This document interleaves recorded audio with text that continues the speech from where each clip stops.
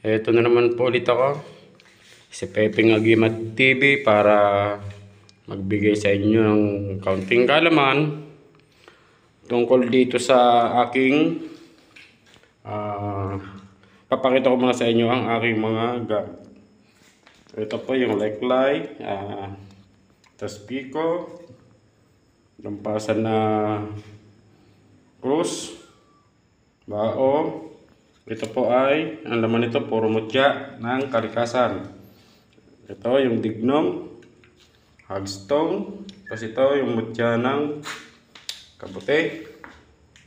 Ito naman ay tetragrammaton. Ito ay yung habak, taspiko, kaway na salubong ng sanga, St. Benedict, at ito ay dignum cruz, at ito ay DCI 9i perlas, at ito ang pag-uusapan natin. Ito pong 7 arkangeles. Ito pong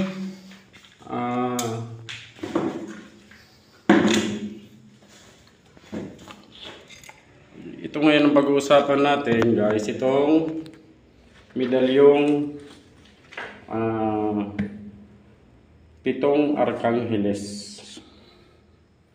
Ito po. Yan. Ito pong 7 arkangeles na ito. Ito po yung isa sa pinakasikat na medalyon. Marami pong gumagamit nito. Dahil po ito ay madali lang itong pagganahin. Ito po ay isa sa napakalakas na uri ng medalyon na ginagamit pa ito ng ating mga ninuno o yung mga nauna pang sinaunang tao na naniniwala sa mga agimat. Sa bagay nung panahon ho, sadya namang mga maraming naniniwala sa mga agimat, sa mga ating-anting na yan. Sa mga lolo't lola pa lang natin, may mga taglay na anting. Itong medalyong 7 arkangeles ay pinaniniwalaan na nagbibigay po ito ng mahabang buhay sa may tangan nito. Malay mo, pa nagtangan ka nito, abuti ng 150 years ang edad mo. Biro lang po yan. Ito rin po ay meron din po itong kakayahan na depensahan ang may tangan nito sa patalim, bala, sa mga samang elemento, sa mga sakit, gaya ng mga lagnat na yan o kung anumang klaseng sakit. Ito po ay didepensahan ang nagtatangan nito. Ito rin po ay napakagandang gabay sa paglalakbay. Mag-travel ka, may pupunta kang malayong lugar, ito po ay napakagandang gamit dahil ikaw ay iiwas nito sa disgrasya o anumang masamang pangyayari o masamang tangka. Ito rin po ay maganda rin ito sa trabaho. Swerte, kumbaga, sa trabaho ang nagtatangan nito. Ito rin po ay pinaniniwalaan, itong 7 arkangeles na medalyon, na swerte sa buhay, lalo na kung may negosyo ka. Yung nagtataglay nito, kung ikaw ay may negosyo ka, suswertehin ka. Ito pong 7 arkangeles, ito po ay kailangang debosyonan dahil ito po ay medalyon. Ang medalyon po ay kailangang debosyonan ito sa loob ng 49 days. Magsisimula po kayo ng debosyon sa unang Biyernes ng buwan, sa oras na 3:00 ng hapon.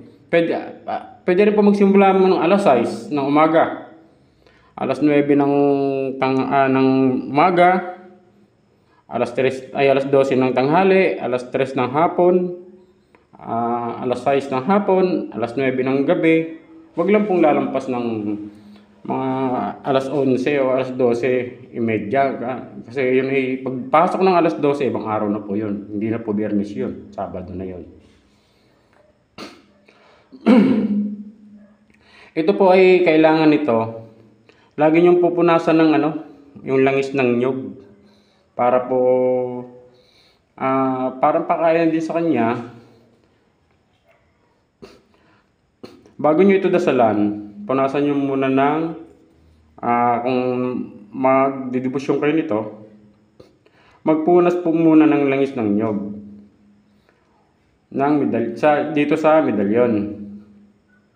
At magsindi po kayo ng puting kandila, yung gaya ganitong kandila na ito. Yan po. Hindi ko lang sinindihan at meron na pong dalawa eh. Ito po ay sa magdidibusyon, kailangan nyo po ito dasalan ng isang Ama Namin, isang Aba Ginoong Maria, isang luwalhati, at isang sumasampalataya. Pag na dasal nyo na po yun, isusunod nyo naman po ang kanyang orasyon. Ang orasyon po nitong 7 Arkangheles ay Benedictam ad scriptum rationabilem que pesere dignaris angelus seletus salvame San Michael salve, San Gabriel Dios, San Rafael Suita, San Uriel Casarca, San Siatiel Salacte, San Jodiel Mios, San Barakiel Itipani, Bos Entios Reptis Micum Miserer Mi adjubare me depende me San Uriel ascende me ignis amores Dio et esto mehi protector.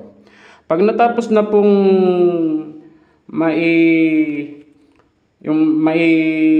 banggit nyo yung orasyon na yan, ang pakain po nito ay tuwing Miyerkules.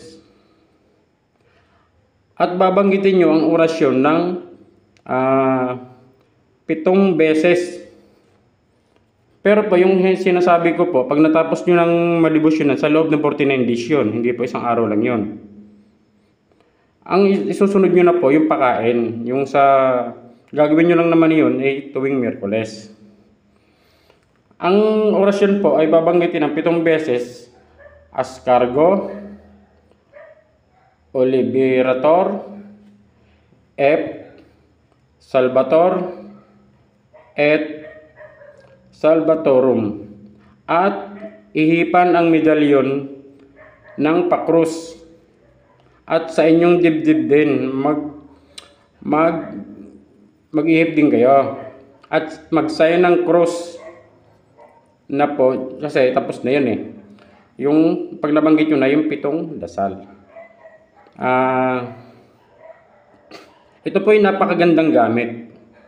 Kung kayo ay gusto nyo itong gumamit ng ganito, kailangan po ay kumpleto. Pwede nyo rin kung hindi nyo kayo marunong magdebosyon, pwede nyo suot-suotin din ng ganito. Pero ang pinaka gamit lang sa inyo, yung pangontra lang. Pangontra sa masamang espiritu, sa masamang elemento, kasi po ang mga gamit na gawa sa tanso ay kinatatakutan nyo ng mga masamang elemento. Kahit po hindi nyo rasyonal, kasi ang mga bagay na gawa sa tanso, ganoon po talaga. may kapangyarihan sila na matakot ang mga masamang espiritu dahil po sa amoy ng tanso. Sana po may natutunan kayo sa aking ibinahagi sa gabing ito. Salamat po sa mga bagong subscriber ko. Sa mga laging sumusbaybay sa aking mga videos. Salamat din po sa mga nagla-like and share.